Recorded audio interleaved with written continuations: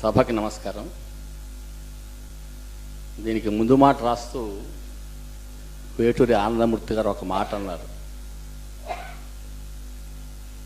భాష అనేది వాతావరణాన్ని బట్టి భూగోళంలో పెరిగే పెద్ద అడవి లాంటిదైతే, కవిత్వం అనేది దాన్ని మనం కూర్చుకునే పూలవనం లాంటిది అన్నారు. అది చాలా గొప్ప మాట. ఎందుకంటే ఆయన ఎంతో పరిశోధన చేశారు. ఇందాక చెప్పారు, దీని వెనకాల ఆయన చేసినటువంటి కృషి, శాంతా బయోటెక్ తరఫున కూడా అన్నమయ్య పదాలు చేస్తున్నటువంటి కృషి. ముఖ్యంగా వచ్చిన ఇదేమిటంటే, ఈ పుస్తకానికి ఒక విశిష్టత. ఇవాళ వెంకట్ని ప్రత్యేకంగా అభినందిస్తున్న కారణం ఏమిటంటే, ఈ 520వ వర్ధంతి సందర్భంగా ఇన్నాళ్ళు 17 పుస్తకాలు వేసినటువంటి తీరు వేరు. ఈ పుస్తకం ముఖ్యంగా జానపద జాజర్. ఇందులో అన్నీ కూడా జనపదాలకు సంబంధించినటువంటి రచనని ఎన్నుకున్నాడు. 32 కూడా జనానాం పదం జానపదం అంటే జనాలు పాడుకునేటువంటి మాట్లాడుకునేటువంటి మాటలు. పద్యం కన్నా ముందు పదం పుట్టింది. అది విద్యులందరూ కూడా ఒప్పుకునేటువంటి మాట. కాబట్టి ఈ పదం అనేటువంటిది ఏమిటంటే పద్యం కన్నా ముందు పుట్టినటువంటిది. జనపదం అంటే ఏమిటి? పల్లెపట్టు. పల్లెపట్టుల్లో ఉండేటువంటి మనుషులు మాట్లాడుకునేటువంటి మాటల్ని, ఆ సంవాదాలు ఇందులో మీరు చూడొచ్చు. అన్నమయ్య ఆ గొల్లెత్తే గొల్లవాడు చేసేటువంటి సంవాదాలను కూడా ఇందులో ఒక కృతులుగా మలిచాడు ఆయన. ఇది ప్రత్యేకంగా ఎందుకు చెప్తున్నానంటే, అంతకుముందు ఈ జానపదాలకి లిఖిత ప్రాముఖ్యం లేదు, అది మౌఖికంగా ఉండేవి. మీరు ప్రాచీన సాహిత్యం చూసినట్టయితే ఎక్కడా కూడా జానపదం గురించి వ్యవహారం ఉండదు. నన్నయ్య కేవలం అంతా కూడా లాక్షణికులంతా కూడా మార్గకవిత్వాన్ని రాశారు. మార్గమే వాళ్ళకి కూడా లాక్షణికులంతా చెప్పేది మార్గకవిత్వం, కానీ దేశ కవిత్వానికి ప్రాధాన్యం. అది చాలా ముఖ్యం. జానపదం అంతా కూడా దేశకు సంబంధించిన వ్యవహారం. నన్నయ్య కేవలం ఒక తరువోజ మధ్యాక్కర, ఈ 2 జానపదానికి సంబంధించిన వ్యవహారం, దేశకు సంబంధించిన వ్యవహారాలు, ఆ 2 కూడా వాడుకున్నాడు. అది తప్ప నన్నయ్యలో మనకి ఎక్కడా కనపడదు ప్రాచీన సాహిత్యంలో చూసినట్టయితే. అలాగే తర్వాత నన్నెచోడుడు కొన్ని ఏల పదాలు, రేల పదాలు అని చెప్పి వాడాడు. తర్వాత నాచన సోమన, ఇలాగ కొంతమంది ప్రస్తావన పోతంలో కూడా చాలా తక్కువ ఉంటాయి. ఆయన ఆ బాలకృష్ణుడు ఇచ్చేసేటప్పుడు ఆ బాల పదాల మటుకు వాటిని ఎదుర్కొన్నాడు. అయితే నిజానికి అన్నమయ్య కంట ముందు కృష్ణమాచార్యులు అని చెప్పి 4 లక్షల పదాలు రాశారు ఆయన. అన్నమాచార్య మీద ప్రభావం కృష్ణమాచార్య గారు. చాలామందికి తెలియదు, వెళ్ళిపోయాయి అవన్నీ కూడా. అన్నమాచార్య మీద ప్రభావం వచ్చినటువంటి వాడు కృష్ణమాచార్యులు. అన్నమాచార్యుల యొక్క విశిష్టత ఏమిటంటే, ఆయన మార్గ పద్ధతిలో రాశాడు, ద్రావిడ పద్ధతిలో రాశాడు, కర్ణాటక పద్ధతిలో రాశాడు, తెలుగు పద్యాలు రాశాడు. అద్భుతమైనటువంటి రచనలు చేశాడు. ముఖ్యంగా ఆయన నివసించినటువంటి ప్రాంతంలో ఉన్నటువంటి పదాలు, ఇందాక వరప్రసాద్ రెడ్డి గారు చెప్పారు, అనేక పదాలకు అర్థాలు తెలియకుండా ఉన్నాయని చెప్పి మనకి. కాబట్టి ఆ పల్లె పదాల్లోంచి తీసుకున్నప్పుడు నిజానికి వాటికి వాస్తవత ఉంటుంది. జానపద కవి యొక్క గొప్పతనం ఏంటంటే, వాళ్ళు నిజానికి కవి అని పేరు పెట్టుకోలేదు జానపదులు. వాళ్ళకి అప్పటికప్పుడు కలిగినటువంటి భావావేశాన్ని వాళ్ళు పద్యంగా రాసి పాడుతారు కూడా. ఇందాక అధ్యక్షుడు వారు చెప్పారు, పాడడం కూడా. వాగ్గేయకారుడు ఏంటంటే కేవలం రచనే కాదు, పాడతాడు, తనకు వచ్చిన టోన్లో పాడతాడు. అంటే ఆ భావావేశాన్ని అభివ్యక్తం చేసేటువంటి తీరు, అది ప్రధానంగా అన్నమాచార్యలో ఈ దేశీది ఉంది. కాబట్టి లాక్షణికులంతా ఏం చేశారంటే, మార్గ కవిత్వానికి ప్రాధాన్యం ఇవ్వడం వల్ల దేశీ పక్కన పడిపోయింది. ఇవాళ కూడా మనం వ్యాఖ్యానం చూస్తున్నాం. ఆస్కార్ అవార్డు వచ్చినటువంటి పాట ఏమిటండి? నాటు నాటు. అది దేశీగా ఉంది, అందులో దేశీ పదాలు ఉన్నాయి. కాబట్టి దేశీ పదాలకు ప్రాధాన్యం ఉంది. కాబట్టి అంటే జనమమేకమై అది జనంలోకి జనరంజకంగా వెళ్ళిపోయేటువంటి పాట. కానీ సాహిత్య విషయం చూసినట్టయితే మార్గ లాక్షణికులు ఒప్పుకోరు దాన్ని.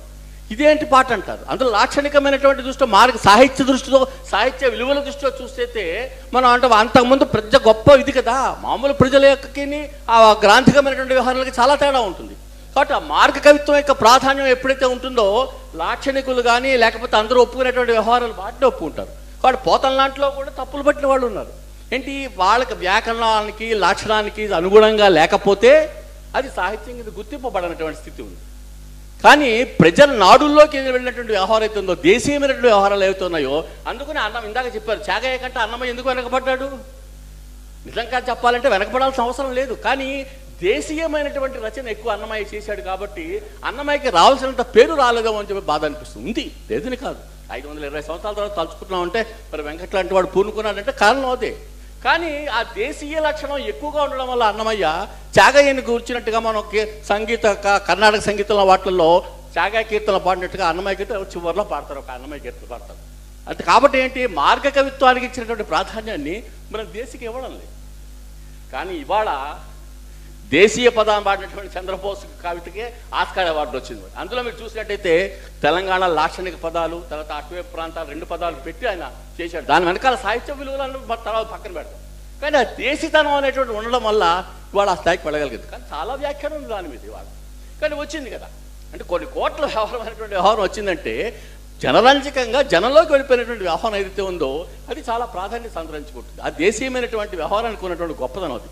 కాబట్టి మనం మాట్లాడుకోవడం నిజానికి అంతకుముందు మనకు గ్రంథస్థమైనటువంటి భాషకి వ్యవహారిక భాషకి చాలా తేడా ఉంది. గిడుగు లాంటి వాళ్ళు పూనుకోకపోతే వాళ్ళు వ్యవహారికంలో పుస్తకం మనం రాసుకునేగలిగే వాళ్ళం కాదు. బట్ నాకు ఎప్పుడు మన వెంకట చూసినా నేను ఎప్పుడు ఆయన మీటింగ్లో చెప్పే పద్యం ఒకటి ఉంది. విన్నంచాలు భవన్ మహత్వము భవద్విజ్ఞాన సద్గోష్ఠి యందున్నంచాలు భవత్ సమంచిత జగత్ కళ్యాణ నామంబు పేర్కొన్నంచాలు భవత్పదాంబురుహ సేవోత్సాహ సంపన్నులన్ కన్నంచాలు నరుండు శాశ్వత శుభారుఢుండు లక్ష్మీశ్వర. పదాంబురుహ సేవోత్సాహ సంపన్నులను కన్నంచాలు. మనం ఇవాళ భక్తి పూజలు పునస్కారాలు మీరు చేయకపోయినా కూడా వెంకట లాంటి వాళ్ళు చేస్తున్నటువంటి కృషి పదాంబుజ అన్నమయ్య చేసింది ఏమిటి, వెంకటేశ్వరుడు యొక్క పదాంబుజ సేవ చేశాడు. పదాంబురుహ సేవోత్సాహ సంపన్నుడు అన్నమయ్య, ఆ అన్నమయ్య పదాంబుజ సేవోత్సాహ సంపన్నుడు వెంకట్, అంతకంటే ఏమీ లేదు. కాబట్టి అటువంటి వాడిని చూస్తే చాలు.